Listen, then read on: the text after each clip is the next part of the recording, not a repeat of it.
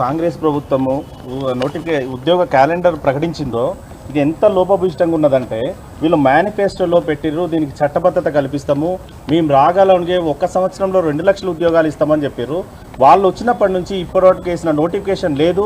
ఇవన్నీ గత ప్రభుత్వం వేసిన నోటిఫికేషన్లు. సరే ఈ క్యాలెండర్లోనైనా వాళ్ళ అంకెను చూపించి, ఈ సంవత్సరంలో వేయాల్సిన అంకెను చూపించి 2 లక్షల భర్తీకి ఏదన్నా అడుగులు వేస్తారనుకుంటే ఈరోజు ఏమాత్రం ఆ పోస్టులను మెన్షన్ చేయకుండా డేట్లలో కూడా చాలా కన్ఫ్యూజ్గా ఇచ్చి ఈ క్యాలెండర్ ఇచ్చారు.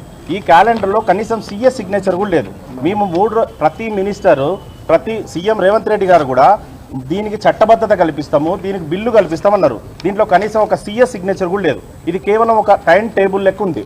దీనికి ఏ చట్టబద్ధత కల్పించారు?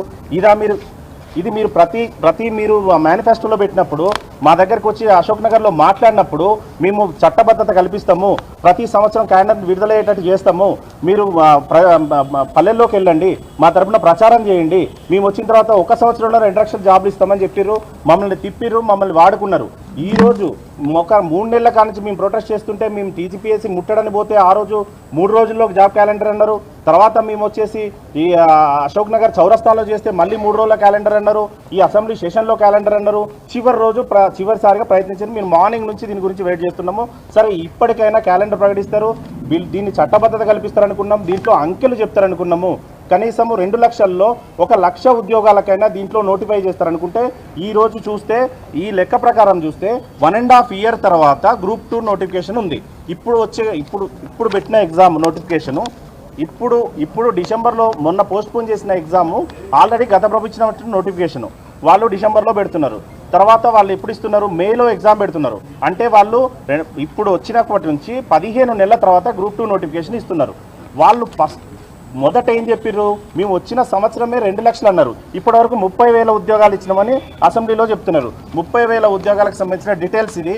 30,000 ఉద్యోగాలలో ఏ రోజు ఈ నోటిఫికేషన్ ఎప్పుడు వచ్చింది, ఎగ్జామ్ ఎప్పుడు పెట్టిర్రు, రిజల్ట్ ఎప్పుడు ఇచ్చిర్రు, ఇది ఎప్పుడు వచ్చింది? 2022లో వచ్చినాయి. ఇవి ఎగ్జామ్స్ అయిపోయినాయి, ఈ పోలీస్ కానిస్టేబుల్కి వీళ్ళకి ఫిజికల్ టెస్ట్ అయిపోయింది, ఇవన్నీ అయిపోయినాయి. కేవలం నియామక పత్రాలు ఇచ్చి ఇవి మేమిచ్చినామని చెప్పుకొని 30,000 ఉద్యోగాలు మేమిచ్చినామని చెప్పుకొని వాళ్ళ ఖాతాలు వేసుకున్నారు.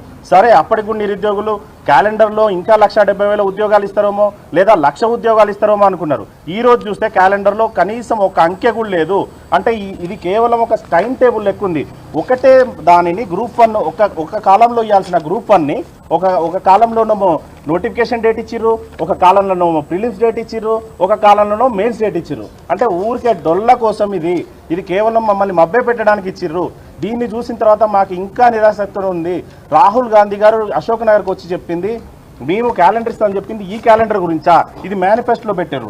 ఈ మేనిఫెస్టోలో ఉన్న డేట్లు ఈ డేట్లు సరిపోవట్లేవు. మీరు చెప్పింది ఇక్కడ చేసింది సరిపోవట్లేవు. ఇది దీనికోసమా మేము ఇన్ని రోజులు మీరు మమ్మల్ని వాడుకున్నది? దీనికోసమా రాహుల్ గాంధీ అశోక్ నగర్కి వచ్చింది?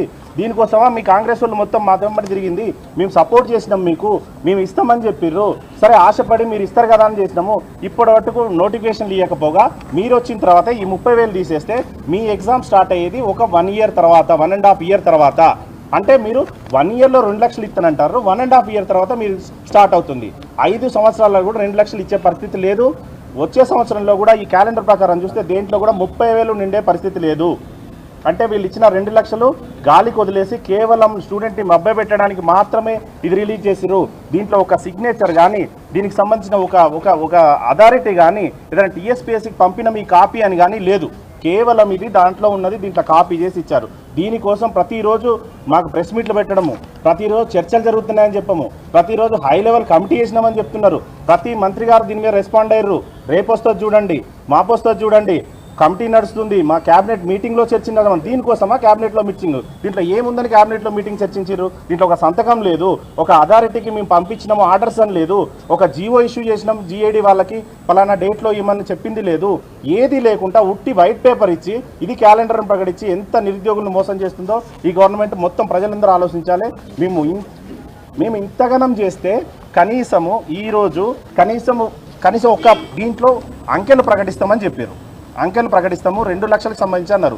ఏది ఒక్క అంకె ఉందా? దీంట్లో ఒక సంఖ్య ఉందా? సరే ఆ సంఖ్యను మీరు ఈ డేట్లో పంపించాలని ఒక జీవో ఇచ్చిరా, జీఏడీకి లెటర్ పెట్టిరా? సరే ఈ డేట్ల ప్రకారం టీఎస్పీఎస్సీ ఎగ్జామ్ కండక్ట్ చేయమని మీరు టీఎస్పీఎస్సీకి లెటర్ ఇచ్చిరా? ఏమీ లేదు. వెనక ఎవరికి ఆర్డర్ పంపలేదు, కేవలం ఇది ప్రెస్కి రిలీజ్ చేశారు. ఇది అవుతుందనే మాకు నమ్మకం లేదు. ఈ 30,000 ఉద్యోగాలు ఎట్లా చెప్తున్నారో దీని పరిస్థితి కూడా ఇదే పరిస్థితి అవుతుంది. ఖచ్చితంగా మేము దీన్ని ఖండిస్తున్నాము. మేము ప్రధాన ప్రతిపక్షమైన బీఆర్ఎస్ దగ్గరకు వచ్చినాము. వాళ్ళతోటి కలిసి మేము ఖచ్చితంగా మీ వాళ్ళు చెప్పిన 2 లక్షల ఉద్యోగాలకి పోరాటం చేస్తాము. ఆ పోరాటానికి ఖచ్చితంగా బీఆర్ఎస్ మద్దతు ఇవ్వాలని మనం హరీష్ రావు అని కోరుకుంటున్నాం.